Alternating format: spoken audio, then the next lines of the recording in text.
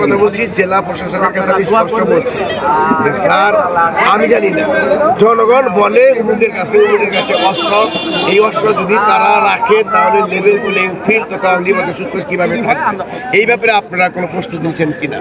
জনগণের কথায় প্রশাসনকে জানানোর ব্যবস্থা করা হয়েছে, কিন্তু প্রশাসন আমাদের বলে কি আপনারা ধরায় দেন। আমি ওখানে প্রশ্ন করছি যে অষ্টম পাল্টি করে তার কাছে রাখে, সেটা আমরা দেখায় রাখে যে আমি ধরাই দেবো, বরং জনগণের অভিযোগের ভিত্তিতে লোক আগে গ্রেপ্তার করা দরকার, তারপর তাকে উদ্ধার করা দরকার।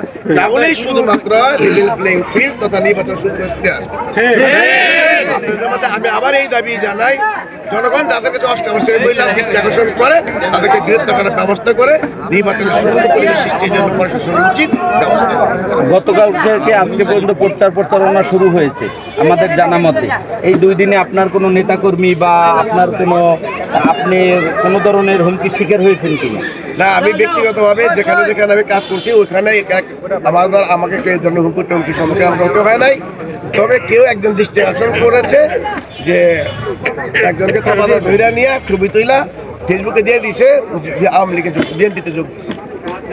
আমি বুঝতে পারছি, অর্থাৎ রাস্তায় দেখা হয়েছে ধরছে, আরেকজনের ছবি করেছে বিএনপিতে যোগ দিচ্ছে, অর্থাৎ এক ধরনের ভয়াবহী বিব্রত পরিবেশ সৃষ্টি করা। আমি মনে করি এটা কোনো সুষ্ঠু রাজনীতির কোনো বিষয় এটা না। আমার কথা হলো এই দেশের জনগণ সব আরেকজনকে ভোট দিয়ে দেব, আমার কোনো আপত্তি নাই। তারপরে জনগণ তাদের মত প্রকাশের সুযোগ পাক, এটা আমি আশা করি। আজকে যে 300 নেতাকর্মী যে আপনার জামাতে ইসলামে যে যোগদান করছে, এই বিষয়ে আপনি কি বলবেন? এবং আপনারা পক্ষ থেকে একটু মেনশন করেন যে 300 জন উল্লেখ করছেন। বিষয়টা হলো আমরা স্পষ্ট বলে দিতে চাই, যারা যোগ দিতে চাইছে তারা যদি চাইলেই যে সাথে সাথে আমরা যোগ দেওয়ার নিয়ে বিষয়টা এমনটি না। কারণ হলো সে কোন কারণে, আপনি যে প্রশ্ন করছিলেন আপনি কেন জামাতে যোগ দিতে চান, এই প্রশ্নটা স্বাভাবিক কারণেই আজকে যারা যোগ দিল তারা যদি কোনো অন্যায় কিছু করে আবার কারো তারপরে আমার দলের উপরে, যেহেতু আজকে থেকে সে আমার কর্মী অথবা আমার সবাই, সুতরাং তাদেরকে আগে থাকতে মোটিভেশন করা হয়েছে যে আপনারা আমাদের দৃষ্টিকোণ, এই দৃষ্টি আলোকে নিজেকে আপনি তৈরি করতে পারবেন কিনা। আজকে আপনি বক্তব্য দেখেন, ফার্স্ট কিন্তু আমি ওই কথাই বলছি, আশা করি আপনি কোরআনের আলোকে নিজেকে করে তুলবেন। আমি দৃষ্টি আকর্ষণ কিন্তু করছি, এটা আমি সাহেব না যেই হোক না কেন, যদি আমাদের সংগঠনের কোরআনের যে বিধান সুন্নাহ এবং কোরআন এবং সুন্নাহর বিপরীত বা যেটি জনগণের জন্য ক্ষতিকর, ব্যক্তির জন্য ক্ষতিকর, ধর্মের জন্য ক্ষতিকর, এমন কোনো কিছু করলেই সেটাকে আমরা সহজভাবে নিতে আমরা পারি না।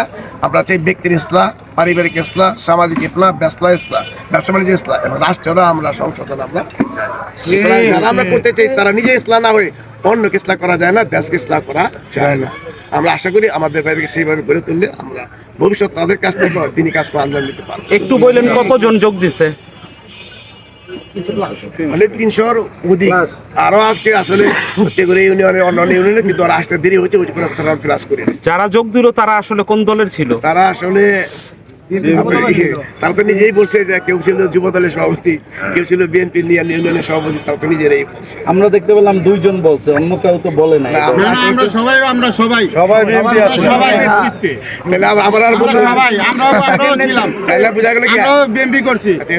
আমরা আর বলতে হইল না।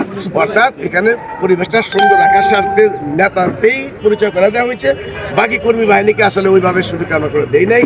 আশা করি যে আপনারা ব্যাপারটা খেয়াল করেছেন। এখানে কি শুধু বিএনপি থেকে যোগদান করছে নাকি অন্য অন্য যোগ দেওয়ার মানে অন্য জাতীয় পার্টি আইব অথবা চরমানে আইব, টুকটাক কিছু আছে, ওইগুলো এখানে ফ্লাশ করার মতো বিষয় না, যার কারণে আমরা ধন্যবাদ।